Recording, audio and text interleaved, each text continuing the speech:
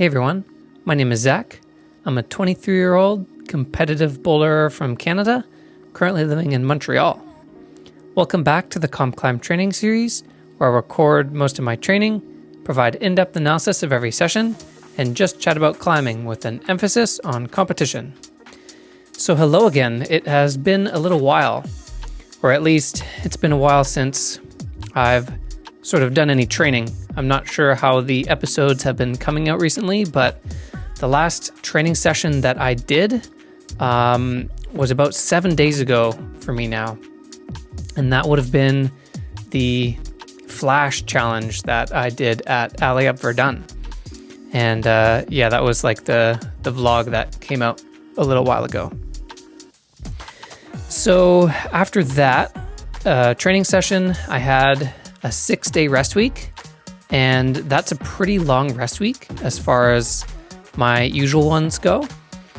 And I don't love, usually I like to have my rest weeks be about 4 to 5 days, and 6 is really pushing it. And I don't usually like to do 6 days. But the reason that this one is so long is because we are about to start a very, very intense few months of training. And it's not necessarily because the volume is going to be super high. That's not necessarily what I mean by intense. It's just going to be very strict. I'm going to try and follow it to a T, and it's going to be mentally intense. And it is going to be like higher volume from what I'm used to in recent times, especially because we've been in the off season. So basically a lot of training factors are going to get harder right now, such as the volume, the mental intensity, the try hard, and just like the nitpicking on my own condition. And we're really going to be trying to fine tune our shape for the next little while. So in order to tackle such big, intense, scary, dedicated looking training program, it's important that we fuel up beforehand. And while I wasn't necessarily getting very tired recently, and I didn't necessarily even need the rest week, I basically forced myself to take a nice, longer rest to fuel up for this training. Now, before I talk more about that, let's jump into the tip of the day right off the bat with this boulder. So for today's tip of the day, we won't be talking about anything too advanced. We're going to be covering something pretty fundamental. And this technique you will probably find yourself using in almost all of your bouldering sessions. And we all know that the general idea to use slopers more effectively is to sink really low so that we can have our center of gravity right underneath the hold, and we get a lot more friction by hanging straight down as low as we can underneath a sloper. And so that's like the fundamental idea of this tip of the day. But one step further, in a way that we can achieve this effect in a lot of scenarios, is to simply open our hips up. So let's take a look at this move that I'm doing here. These crimps are pretty deceptive on the start of this boulder. They are not in-cut really at all. They're pretty slopey. And so I can't simply just run at them and grab them and pull myself into the wall because they're so slopey. And especially in this morning session, I really can't crimp these holds. So I'm trying to really rely on friction. There's no really pulling in for me that's happening on these holds. So I need to sink really low on them.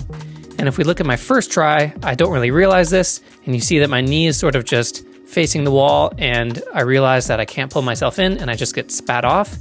And so a way that I immediately realize I can optimize on this move is simply by opening my hip up and turning my left knee to the left. You see how that naturally puts my whole center of gravity lower. And you can do this on any kind of foothold. It doesn't need to be a big volume like this. The move would be basically the same thing if my left foot was a small foothold. And the idea is if we're on a slopey hold and we want to get some more friction and get a lot lower on the hold, you don't necessarily just need to try and find a weird way to force your body down. Sometimes you can just open your hip, and that's naturally going to put you lower and in a better position under slopey holds. And this idea is also a lot more important when the foothold is kind of awkwardly high. So let's say this volume was lower, just the left foot in general was lower, I would already be naturally quite underneath these holds. But since it's a bit uncomfortably high for me, I have to be very conscious of basically increasing the distance between my head and my hands, right? So by the further away my hands are from my head, the lower I am under these holds and the better friction I'm getting. And opening your hip is a great way to achieve this effect. So always keep that in mind. So yeah, we notice my first try, I get caught off guard by how slopey these holds are. And I guess this is a good time to mention too, that I was really feeling the effects of this 6-day rest week in a bad way for this morning session. So I had no semblance of finger strength this morning. My fingers were kind of hurting a lot too. Not necessarily my injured fingers. This is more so just like normal finger pain that I experience after taking lots of days off. And this usually goes away in a session or two. But yeah, you'll notice throughout the majority of this session that we'll try to avoid super powerful, intense boulders. And we'll stick to boulders that are easier on the grip strength and stuff that I can't really hurt myself on because I'm feeling really like achy and tweaky and weird and my fingers hurt. And like that boulder that we just tried with the blue crimps, I put a couple attempts on there and I knew that I had to walk away from it right away and have to stick to these less physically intense boulders for this session. And hopefully by session 2, I'll be feeling a lot better and we can try some more of the powerful stuff. But yeah, this session ends up being like accidentally a slab and coordination session. And then I'm sure session 2 will be boulder max force by accident. Even though on the program today, we just have 2 unfocused boulder sessions programmed in. But yeah, just because of how I'm feeling, it'll probably end up being slab and coordination in the morning, followed by boulder max force in the afternoon. And yeah, at the time I'm recording this, I haven't gone and done the second session yet. So this boulder here, we walked away from it. We tried this one first in the session, but it always takes me a while to get going on rest week. Sorry, it takes me a while to get going after coming off of rest week. So I fell a few times on this one and I said, okay, this is gonna be a bit too intense right off the bat in the session. I'll come back to it when I'm a bit warmer and ready to go. And it went a bit better. Oh, and let's talk about this boulder too really quick. So this one, it was pretty recently, I guess. We had a session at Bloc where we were doing that it was like a 360 spin around paddle dyno move kind of. And coincidentally, Chris, one of the setters here at Bloc, set this boulder like right after I had gone and done that one at Bloc. And this one is a very, very similar theme. It's definitely quite different in the setup for this move. Obviously, since this is a campus move, it's going to be quite different. The other one, we were jumping out of a cave with our feet on. But yeah, this one isn't quite a 360. It's more so a 180 move. So the idea is we swing and campus into this left hand, which isn't super juggy. You really got to get enough force to get yourself all the way to the left for it to be any good. And then you simply just reach underneath you to catch this jug hold in order to hold the backswing. So yeah, that's like a super, super sick one. But I could tell that I just did not have the sauce this morning to actually send that. So I decided I'd save it for the second session. So yeah, I'm definitely looking forward to getting back on that one. And then, yeah, to quickly continue with this training program that we're starting. So I guess I'll mention right off the bat before I forget, we are gonna do, anytime I start a new training program, I'll always do a nice outline and breakdown of the program and talk about how I structured the training program, and we can see what's coming up on the schedule and whatnot.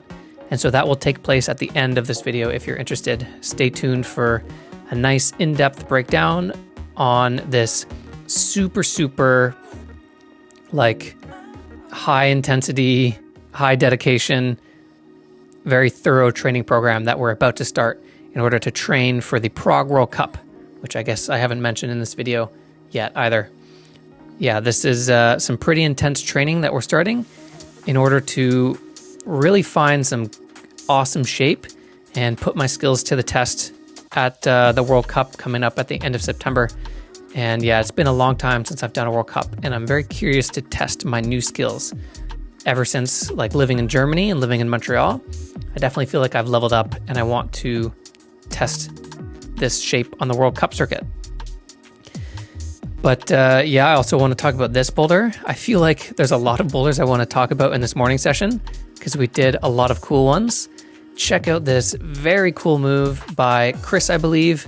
They're always trying to invent new moves here at Bloc, and it's just so much fun and such good experience to always have my mind tested in these crazy ways. And I was very satisfied to actually be able to flash that boulder. That one definitely didn't matter if my grip strength wasn't feeling so good. It was more so about movement and understanding like the mechanisms of how my limbs were moving together. And I'd also seen some video of the setters and Victor Boulder as well doing that one. So while it was a flash, it was not an on-site. I don't know if I would have come up with that backwards turnaround step paddle move on my own. I probably would have tried to face in off the bat. But yeah, that was an epic new school boulder. Very new kind of move I have not seen before. That one was awesome. And yeah, as the session went on, I started to feel a bit better as well. My body started to get a little bit more activated, and the crunchiness, I guess you could say, that I was feeling in my joints and my bones was starting to go away. And yeah, I was able to try more boulders. And it's always hard coming off of rest week here in Montreal because the gyms fill up really fast and I can barely keep up with all the new boulders when I'm not on rest week. So when I have to sit and do nothing for a week, all the gym, like pretty much all the gyms that we frequent are completely reset by the time I come back after rest week. And it's hard to control myself. And like I always want to walk into the gym and try everything, especially on a program like this that we're starting, where not all of our sessions are going to be bouldering. We're going to be doing some campus training and some other kinds of training. So I always want to make the most of my boulder sessions so that I can try as much stuff as possible, and I don't like to miss out on boulders. So you'll notice in today's episode, I'm sure we're going to be getting a lot of variety in. And I always have to thread the line of not going too hard and trying too many boulders as to not hurt myself. But yeah, like I just want to feature all of these epic 5-star boulders in all these gyms, while also trying to still do focus training, of course. So continuing on with this theme of an accidental slab and coordination session, we ticked off another slab, and here I'm going to finish off this session with another really, really awesome slab.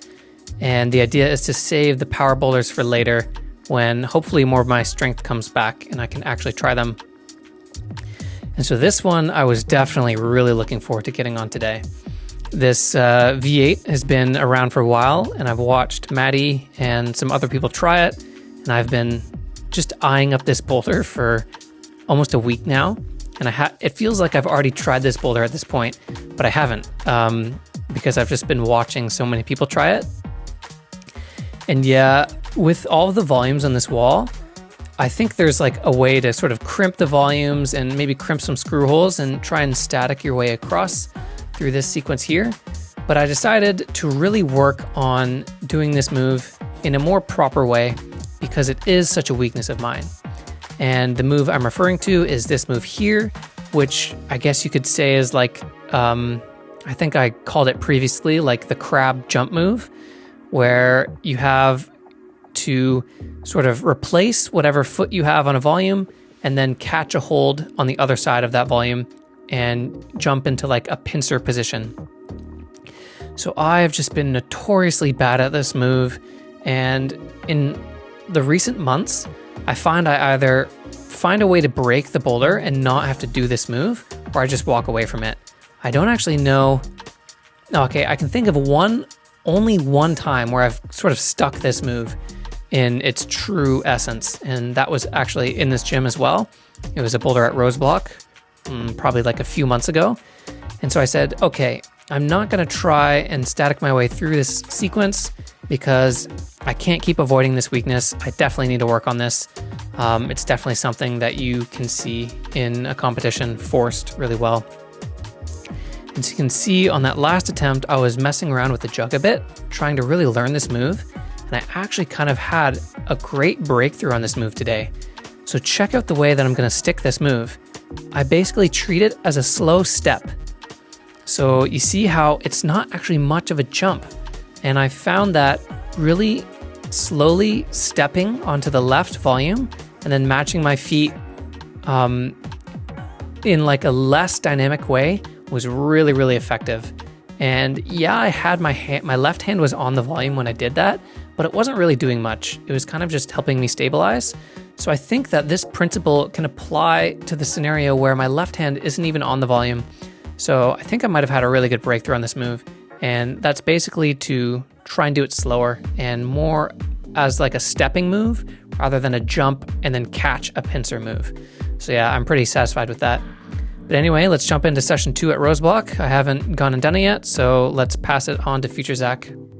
All right, I'm back from session 2, and man, this, like when we're on a really dedicated training program, and I'm trying to follow it super strictly, what this does is it just makes me really try hard to get on as many boulders as possible when I'm allowed.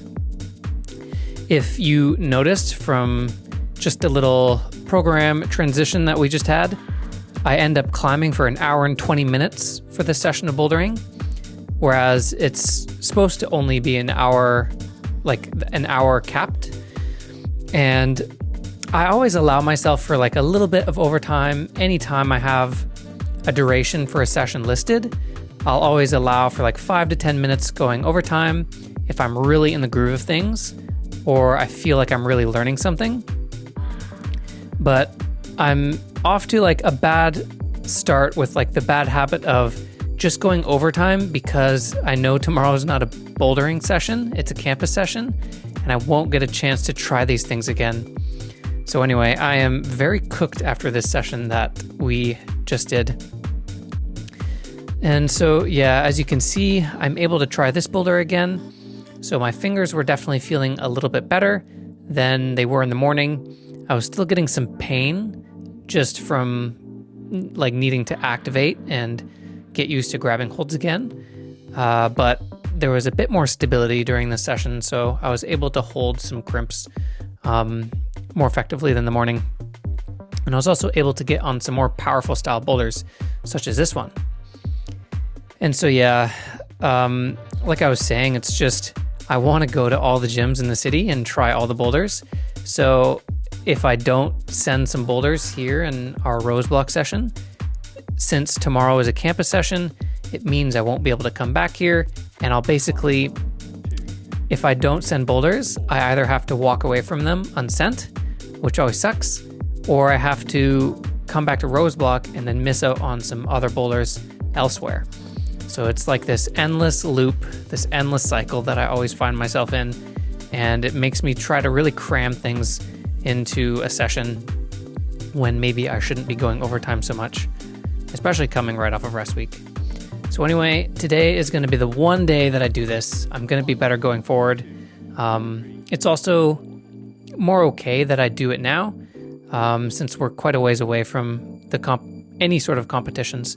But the closer we get to our comps, the more focused I need to be and need to actually be paying attention to the time limits of the sessions.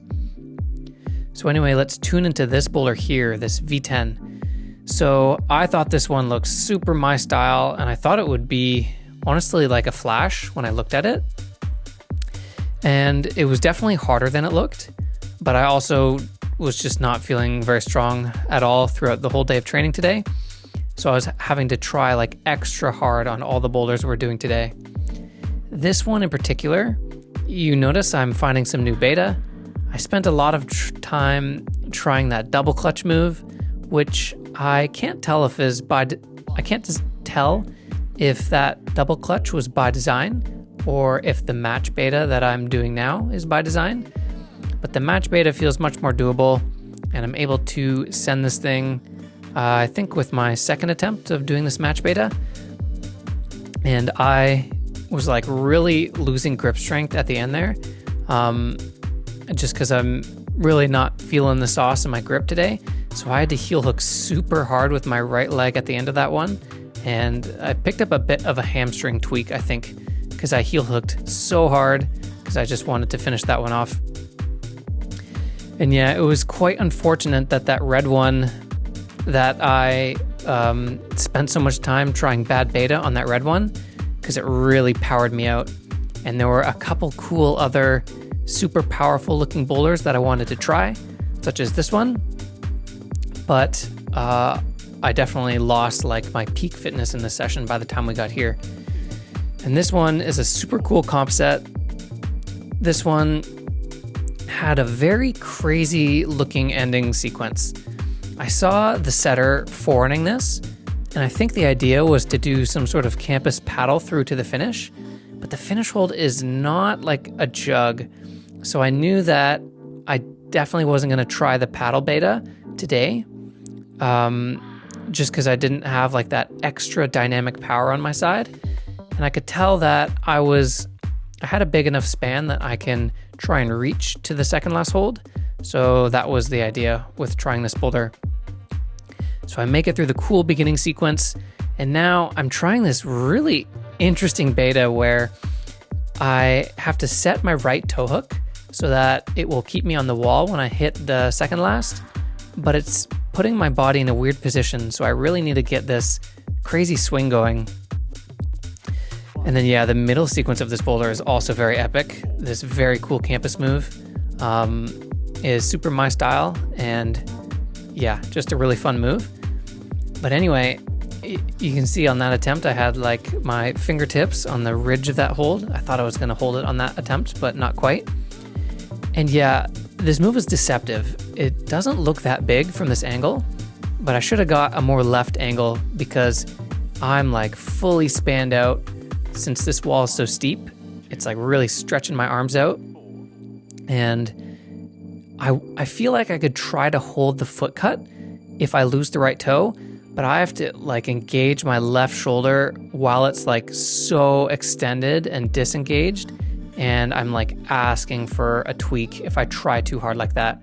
So I'm trying to either keep the right toe hook, or what I just tried on that attempt was I tried to go into a 3-finger drag with my left so that I could just kind of like let it be straight and my fingers pull me back inwards rather than engaging really hard with my shoulder. But anyway, I couldn't quite do that one. You saw that I put a lot of ground attempts on that boulder, which was very physical, and I'm not in my peak fitness like I was saying today. And so basically I was digging really deep to try and get a send of that one, and I just had to walk away from it, especially because I wanted to try this boulder again. Just the way that my training is scheduled out, this would probably be my last day to try this boulder before it gets taken down, because it's been up for a while. I just haven't gotten to it. So basically, if I wanted to send this thing, which is just such a cool move, such a cool boulder, I would have to do it today or really mess up my training schedule to come back to Bloc and try it. So I had already obliterated myself on blue, and you can see I'm putting a lot of attempts on this boulder, and I was so tired by the end of this session. I was tired before I started trying this white thing, and then now you see me just putting on like 10 max rep pull-up moves, and the way that you have to load this left arm is so like intense on the right bicep and shoulder. I can barely lift my left arm right now. I'm so tired. And basically, I just had to dig so deep. I got super, super fired up for that attempt on white. And yeah, that's like the only thing that got me to stick that move, because it was just about how much you yanked at the end of the day. I found there wasn't too much technique involved. It was just the more force you have, the better the left hand will become. And that was such a relieving send, because I put so much try hard into that boulder, and it would have sucked to not have done it. But yeah, pretty good day of training overall at Bloc. was so close to sending every boulder I touched. I really wish I was able to put down that blue one, but I can't complain. It was a pretty good day of training overall, especially considering we're just getting started after rest week. So this is a decent baseline of like moving on the wall, and now hopefully the fitness just comes back. So anyway, let's fast forward to tomorrow. We should be doing a campus session at Beta Bloc. And yes, we are indeed doing a campus session here at Beta Bloc. The last time I had a campus session scheduled at Beta Bloc, I walked into the gym and I saw like a really epic new boulder that was set, and I ended up ditching the campus session completely and projected the super hard boulder for the whole session. But that was like a couple weeks ago now, or maybe just like a week ago. Anyway, the point is we were not on a very strict training program back then. I was just kind of having some fun, and that is very much different from what we are doing now, which is some very dedicated training for the next couple months. So the same sort of thing happened. I walked into Beta Bloc and I saw a very epic new like hard boulder that was just set, and I had to resist it this time because the campus training is definitely one of the most important elements of the training program right now. Like at the end of the day, the climbing training is always the most important, but it's been too long since I've been consistent about my campus that it's now like really important that I nail down a few weeks of consistent campus sessions without skipping them or substituting them out for like kilterboard sessions or whatnot, because campusing is definitely one of the best training methods for comp style bouldering. 100%. Anyone who's like trying to be a competitive boulderer, I really swear by campusing on a spray wall, not necessarily on a campus board or even on like the wall, like just like regular boulders. You really got to be intentional about making up the good styles of campus boulders on a spray wall. Like a good example is the one we're trying here. Like this is this very intense paddle move I'm trying for the first move of this boulder. It's definitely really hard. And right now I'm like training a very good comp skill, you know? Like how often do we see moves like this just on a regular boulder problem where we need to know how to properly shift our weight to the left on this paddle move and then immediately pull out of it. And when I do my campus sessions, I really try to make moves like this. And this is how I self-teach myself how to properly throw my momentum and just work on coordination skills and good movement skills that are really fundamental for comp style bouldering these days. So I'd say about 50% of my campus sessions, like 50% of the time, I'm trying to make these comp style moves and like really get some good flow and some good movement training under my belt. And then I definitely do still make just physically difficult campus boulders because campusing is obviously a really great training for just power and contact strength. So today, what I decided to do was, since we're basically starting a new training cycle and even a new campusing training cycle, sort of specifically, I decided to make up a bunch of new boulders, and I even made them up on the spot. I kind of got to the gym late, and usually I get to the gym early and spend about 30 minutes really taking my time and making well thought out campus boulders. But I was kind of rushed today, so all these boulders I was actually making up mid-session, which I don't usually do. And so I try to make them up really fast because I have to climb throughout the session. And I was actually really happy with how all of these boulders turned out. I think I made about 5 today, and they were all like 5-star boulders. And I was just making them up on the spot. So I was definitely in the flow state in terms of being a setter today. But anyway, I decided to do like all new boulders today since we're trying to get a sense of like my baseline. And I don't really want to compare myself too much to like myself in the last training cycle. I want to kind of just have a fresh start. So if I was to try the campus projects that I've been working on for a while here, while I'm not feeling like super amazing, then I might psych myself out, and it's just not a nice way to start like a fresh training cycle. So it was all new boulders today, and I tried to make some pretty moderate campus boulders. Definitely haven't campused in a while, and I don't want to jump into it too hard and just get slapped in the face with crazy hard boulders. So I tried to make things up today that I would probably be able to send in this session. And I think I did that pretty successfully. And this boulder that we're trying here is quite cool.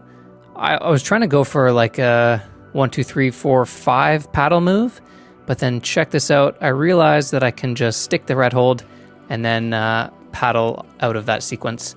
And it wasn't necessary to paddle through off of that red sloper. But yeah, that one turned out pretty fun. So yeah, it was all fresh boulders, pretty moderate boulders.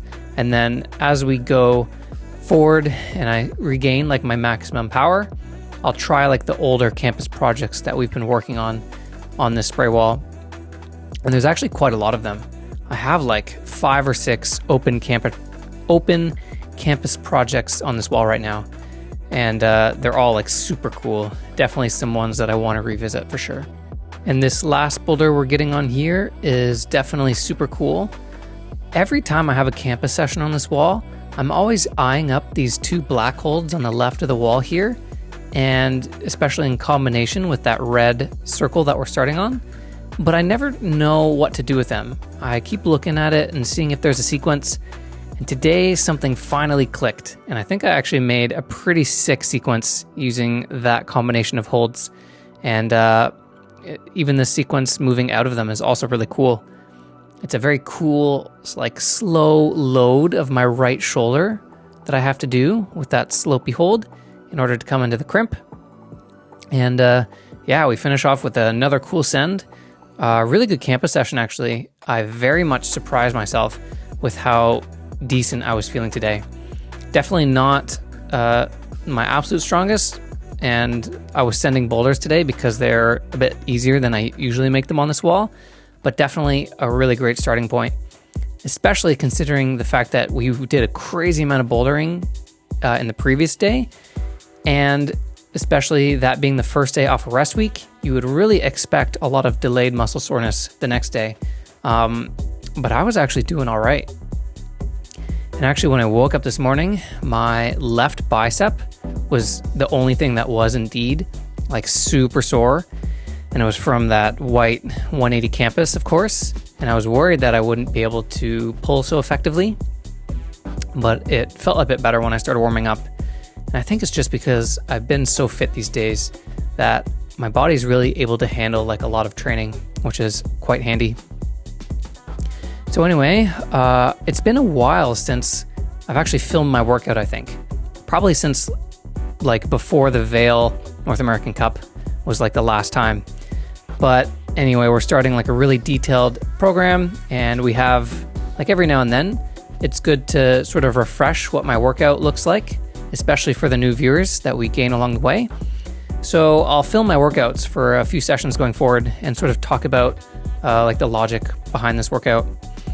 But anyway, as for the exercises, there's nothing too new or crazy in this training cycle. It's a lot of similar things that we've done before. We started off with our dips and jump squats, sort of the bread and butter exercises.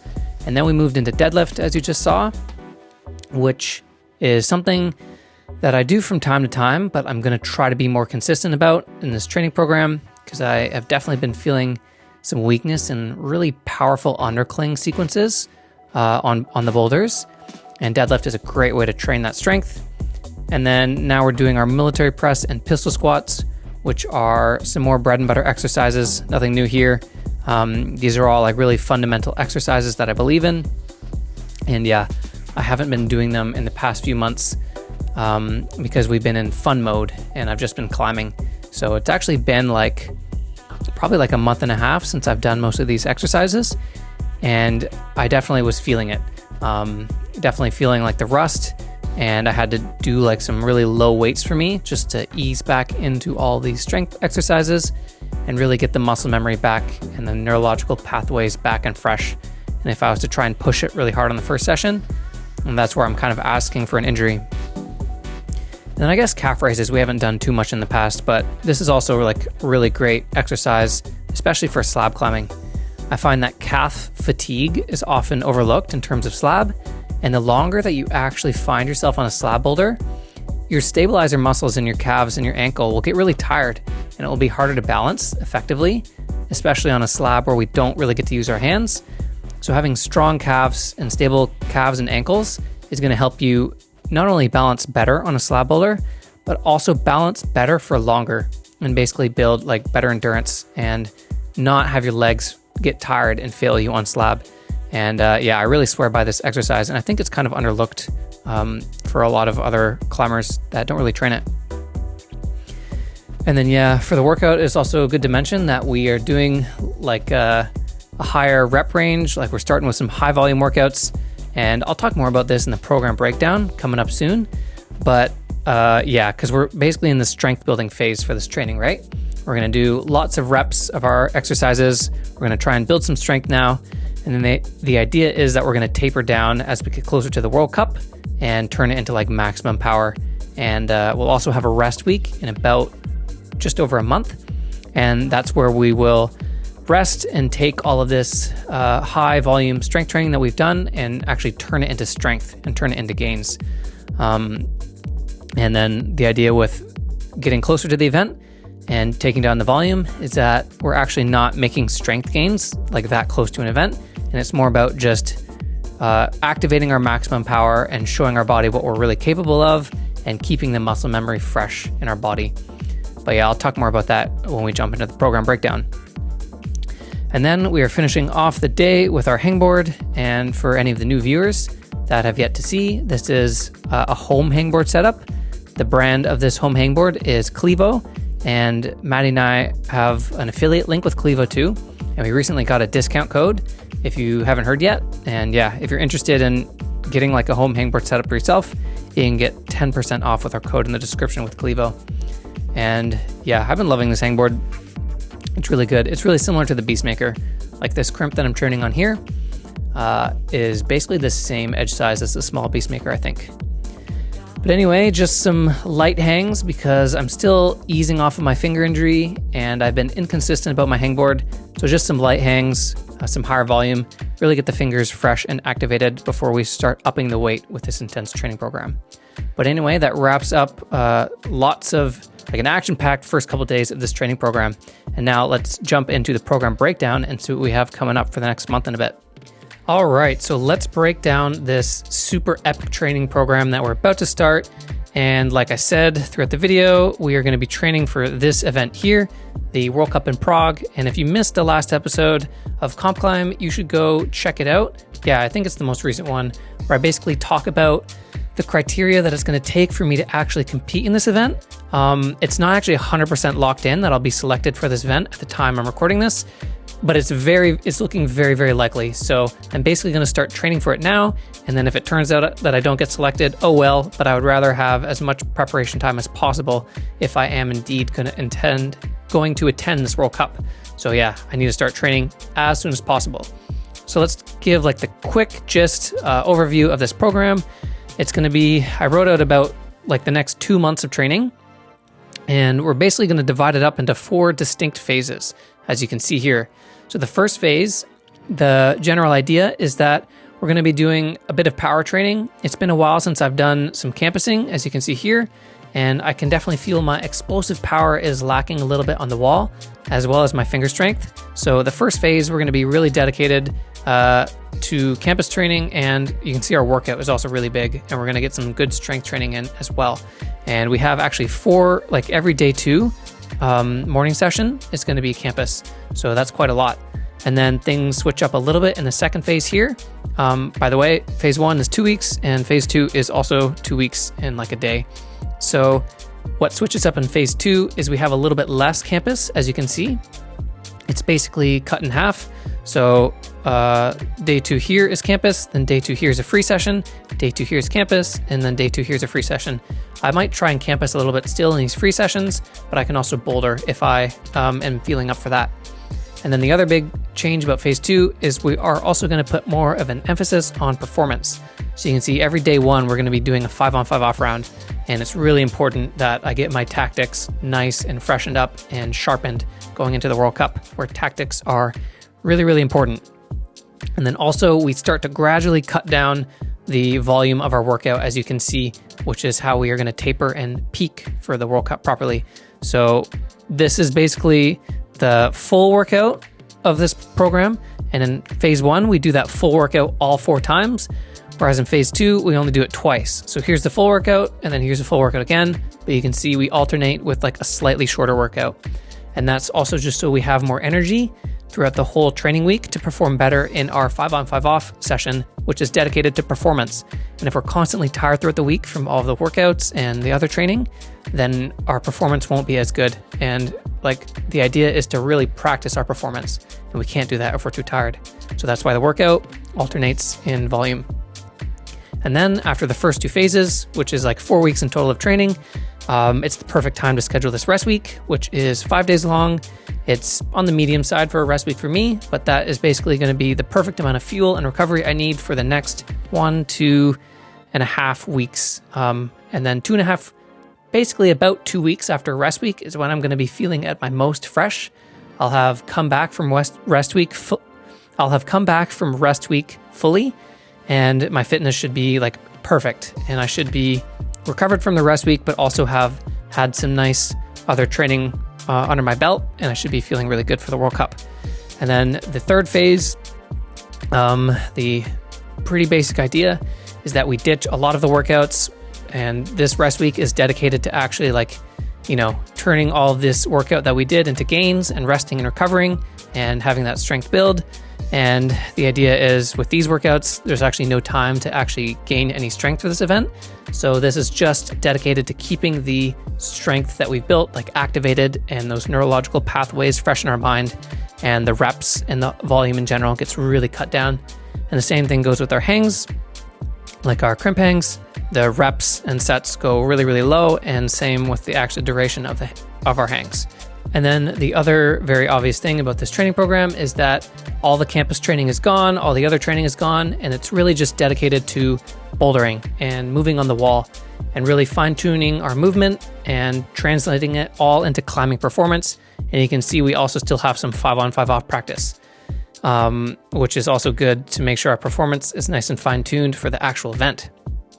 And now the other very glaring thing is that Maddie and I have been talking. I think we want to go to Europe quite a bit early for this Prague World Cup. We're going on September 1st, and the event is on the 20th. So we don't necessarily need to be going this early to get rid of the jet lag. But there's a few reasons for this early visit to Europe. Maybe some exciting, fun stuff, but I won't talk about that yet, just in case it doesn't happen. But even if some things we don't have planned don't end up happening, Germany is our second home, right? And so basically you can go almost anywhere in Europe, through a 5 to 6 hour train ride. So it'd be really, really cool to just kind of visit Germany again and, climb in our old home gyms, say hi to friends that we haven't seen in a while. And obviously the gyms are also really good there. And that could be some good preparation for the couple weeks leading up to the Prague World Cup. And then a few days beforehand, we'll head on over to Prague. Probably do a couple of sessions in the Czech Republic, actually. And then the last very super epic part of the general outline of the program is after Prague, a couple weeks later is the Korea World Cup. And I have no idea if I could have a chance at going to this. Basically, the same logic of me going to Prague applies to Seoul. But I think maybe Oscar might want to go to this World Cup. Oscar definitely isn't going to Czech Republic. I texted him and he confirmed it for me. But I didn't ask him about Seoul. But I should be finding out about this near the end of August or something. But regardless of whether I am going to compete in Seoul or not, I'm going to go with Maddie to Korea. So I'm basically probably just going to write out some training for this anyway, if I get selected to compete in the event. But regardless, I'm going to go with her to Korea. And what we're going to do, which has been a long time coming, it's been so long since I've been to Japan, man. I've been to Japan 4 times. And Tokyo is definitely my favorite city in the world. It is just so awesome. And not even just for the reasons of the climbing gyms. Like obviously the climbing there is the best in the world, but the city is also just amazing. But anyway, I have to get my butt back in B-Pump because it's been too long, and we're gonna do like a week and a half, like little B-Pump training camp, you could say. And so regardless of whether the Korea World Cup will happen for me, spending some time in Japan will be really awesome. And this is looking like it's very likely going to stay on the schedule as, like a little Japan trip. So you can look forward to some Richardson's Climbing B-Pump content in the not so distant future. But anyway, that is the general idea of the training program that we're going to start. I'm going to try and follow this to a T, not mix and match the schedule too much. I'm going to be really, really disciplined. Oh, hey, I forgot to mention this little comp here. Part of the second training phase, it's like a little local competition at Canyon Escalade that worked really perfectly actually into Maddie and I's schedule. And if it fell on like this day here, we just wouldn't do it because like I said, I'm trying to be really strict about this program, but it fell like on the perfect day possible. Like I literally have a 5-on-5 off scheduled for day one. So I'm just switching my 5-on-5 off day for like a comp. So yeah, that'll be fun, I think. So yeah, that's the gist of the program. I don't need to go too in depth about the actual training for this first phase. It's nothing really new that we haven't seen in the COMPCLIMB videos before. I'll just do a quick breakdown of the week. So day one for this phase of training, the first half of the week is going to be double session of bouldering. And then the slight difference in the second half of the week on day one is that we're going to do our style dedicated sessions where we do slab and coordination in the morning and then boulder max force in the afternoon. And it's the exact same week, copy and paste for week one and week two. So it just repeats. And then, yeah, like I mentioned earlier, we're going to be doing a lot of campus training in this first phase. I really, really need to get my explosive power back, and I need to feel strong on the wall. So every day two is going to be campus, and we're also going to be doing some pinch block. It's been a while since I've done pinch block, and I definitely want to just bring that back a bit. And then we're going to be doing a pretty killer mega workout for me. I haven't done this big of a workout in a while since we were like training for the North American Cup Series. So yeah, this is going to be intense. And we got to rebuild all of these muscle groups that I've been feeling slowly get weaker as we've been in the off season. And I have been doing like very, very little workouts. So I can feel my dips are really weak. My military press, I haven't done in so long. My pistol squat ability is not so good. I really need to hammer down the deadlifts. I've been really inconsistent about the deadlift. So basically all of this, I need to get refreshed. And so that's the logic there with a big workout. And then also we'll be doing some higher volumes for our hangs than we usually do. And I haven't been doing a lot of hangs recently because of my hurt fingers, but I think the more hangboard I do, the better my fingers will get stronger and sort of recover from these tweaks as well. So yeah, that's the gist of the first training phase. Slightly higher volume, big workout, lots of campus, especially in regards to the rest of the program. And we're not doing too much performance with our boulder sessions yet. For the most part, it's unfocused with the slight bit of focus with our dedicated styles. So yeah, that is the gist of training phase one. And I'm definitely pretty excited to train really hard for these events. I've had like a nice month and a bit off of like being really in the zone and focused during training. And I've definitely had my fair share of fun, but it's also fun in its own way to train really hard for an event. So I'm excited to start grinding this program out. So anyway, that's the end of the episode. Hope you enjoyed, and I will see you in the next one. Insert Kaji Video Show here.